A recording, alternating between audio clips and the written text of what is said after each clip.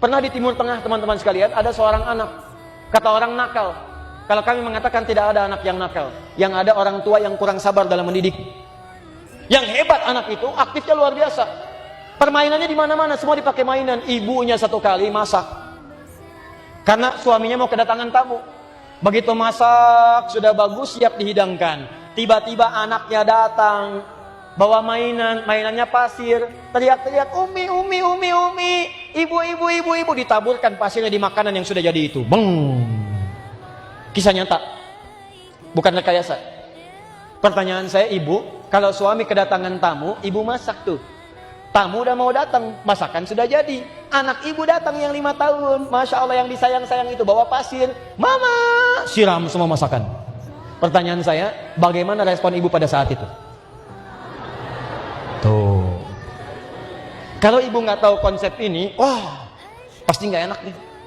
Kamu ya, anak siapa sih? Oh, anak siapa? Dia yang ngandung, dia yang nyusuin. Tanya anak siapa? Pergi kamu dari sini. Wah, pergi. Coba lihat, apa yang dikatakan oleh ibu yang ini? Dalam keadaan emosinya meluap, diarahkan kepada doa. Anta idhab ilal haram takun imaman fi.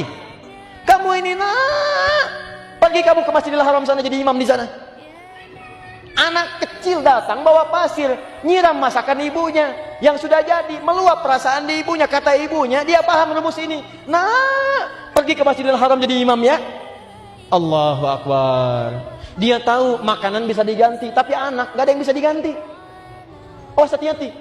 Awas para ayah juga, awas. Ibu, jangan karena main WA kemudian anak rewel, tiba-tiba Anda menjewer anaknya. Yang dibanting tuh WA-nya. Jangan WA anak ambil, jangan WA Anda ambil, anak di WO. Bukan Anda jewer anaknya, handphone yang dibanting. Karena tugas Anda kepada anak lebih penting dibandingkan tugas Anda WA-an. Balik sini. Jadi imam di sana ya. Apa yang terjadi? Kemudian hari anak itu benar-benar jadi imam di Masjidil Haram. Bahkan sekarang beliau ketua dewa imam di 2 masjid suci, Masjidil Haram dan Masjid Nabawi. Dialah Syekh Abdurrahman As-Sudais. Ibu tuh doa. Yang kedua, saya tutup. Tenang Bu ya, ini masih ada 3 poin lagi ya. Kita simpan dulu. Yang kedua, berdoa dengan bahasa yang menyentuh. Dalam Al-Quran itu setiap doa selalu diungkapkan dengan kalimat yang menyentuh. Sedangkan Allah Maha Perasa. Sedangkan perempuan, khususnya seorang ibu, nilai rasanya lebih kuat dibandingkan dengan laki-laki. Maka ibu cari bahasa yang menyentuh. Misal, ini kasus nyata. Saya dulu pernah mengasuh satu pesantren, kedatangan seorang ibu. Dia adukan anaknya. Ustadz, anak saya itu susah sholatnya. Sulit, ibu sudah ingatkan. Sudah. Berapa kali? Sering. Sudah Bu, ibu nggak usah ingatkan lagi.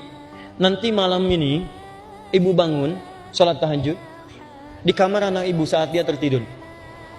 Kemudian ibu berdoa kepada Allah, minta. Cara berdoanya, mohonkan kepada Allah dengan segala fungsi keibuan ibu. Katakan, ya Allah, Engkau yang menitipkan anak ini kepada saya, bukan kepada ibu yang lain. Engkau yang jadikan ia, ya Allah, dikandung dalam rahimku, bukan di rahim perempuan lain. Engkau yang telah tetapkan ia, ya Allah, disusui olehku, bukan oleh ibu yang lain. Engkau yang amanahkan ia kepadaku, ya Allah, untuk aku pertanggungjawabkan di hari kiamat nanti. Maka aku mohon kepadamu di keheningan malam ini, ya Allah, berikan aku solusi dan kemudahan untuk mendidik anak itu sehingga mudah aku pertanggungjawabkan di hadapanmu, ya Rabb. Ya Allah, jangan wafatkan aku kecuali Engkau telah jadikan anak ini, ya Allah, sebagai anak yang baik dalam pandanganmu. Jangan Engkau wafatkan aku, ya Allah, kecuali Engkau telah berikan aku solusi untuk menuntaskan amanah ini, ya Rabbal Alamin.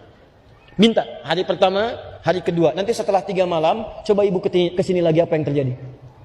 Atau apa yang terjadi? Begitu hari yang ketiga, ibu ini datang jam 7 kurang sedikit. Dari kejauhan, sudah mengeluarkan suara yang sangat kencang. Dia katakan, Ustaz, Masya Allah. Dan tangan kanannya menggenggam 1 bungkusan nasi uduk. Pagi-pagi. Ibu kenapa ceria sekali? Anak saya sudah sholat Ustaz 3 hari. Kok bisa saya bilang? Ternyata di malam yang ketiga itu dia bangun, dia peluk ibunya. Rupanya saat ibunya berdoa di malam pertama, mendengar terisak-terisakan tangisan, dia mulai tersadar tapi sambil malas-malas dia tiduran. Hari kedua mendengar tangisan-isakan, dia mulai menyentuh kepada hatinya. Hari ketiga begitu terisak, dia turun dari kasurnya, dia peluk ibundanya, dia minta maaf, dia cium kakinya. Maafkan saya, Ma. Maafkan saya, Ma. Saya dengar doa Mama. Saya nggak sholat itu bukan karena nggak sholat. Tapi bukankah Mama juga sekarang baru sholat? Bukankah ayah begitu sibuk, tak pernah ngajak saya sholat dan sebagainya? Keluar kemudian unek-uneknya, keluar kalimat-kalimatnya. Tapi kalimat ibu yang menyentuh itu menyentuh ke dalam sanubarinya. Dia katakan, saya berjanji hari ini saya akan sholat.